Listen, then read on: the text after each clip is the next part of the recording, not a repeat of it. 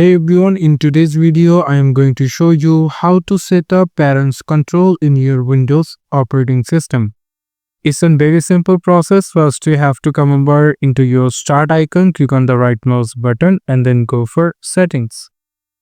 After that you just need to come for accounts, and then if you scroll down a little bit you'll find the option called family. Click on it, and then if you have anyone to add in your family, then you can simply click on add someone.